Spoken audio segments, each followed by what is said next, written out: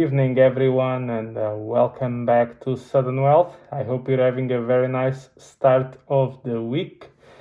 If you do enjoy my content, please consider dropping that like and subscribe. Those have been happening lately, and I'm very grateful to all of you.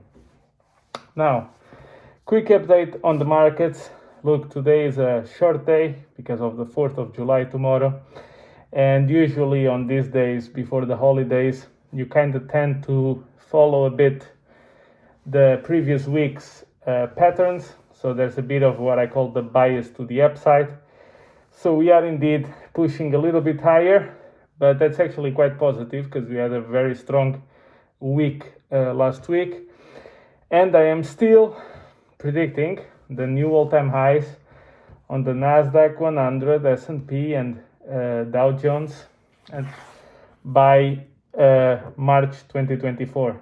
Now, be mindful that the first time I predicted this, basically you couldn't go on YouTube without end of the world clips all day long, and you couldn't turn on CNBC before watching 10 different banks announcing a recession and a crash later in the year.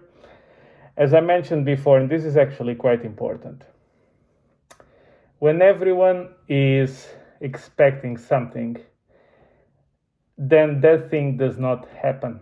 So for example, everyone is going crazy about the commercial real estate, everyone's going crazy about the banks. Now, the regional banks, some of them did have problems, and actually I've told you, what they should have done was actually pretty simple. As soon as they had liquidity issues, you would call the Fed, say please open what is called the discount window, and they would have some emergency liquidity, and that would be the end of it. But due to, I don't know, lack of professionalism or maybe some other interests behind it, I don't know, maybe the Fed thinks there are too many banks and we should consolidate into fewer banks like all the other countries do. I don't know. Those are conspiracy theories, but that should have been actually quite easy to do. So the point is, if everyone is looking for the banks to collapse, the commercial real estate to collapse, and then to create a massive crash, it doesn't happen. So what you need to see is things that nobody thinks that are possible. Example, what was the mantra of 98 to 2000?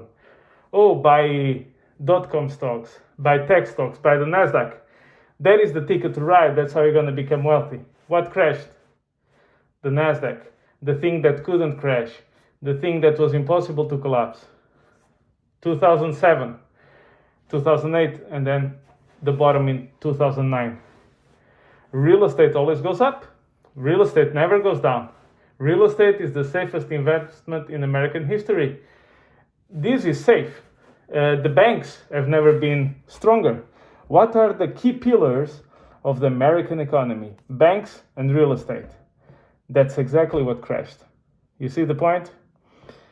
Another example that I'm starting to see. AI is the future. AI is the future. AI is the future. And you see the stocks related to AI going like this. Very similar to the past. If you want to get wealthy, get into AI, right? That's what we're starting to hear. What is also very safe? Government debt. All the other debt is not safe, but the government debt is very safe.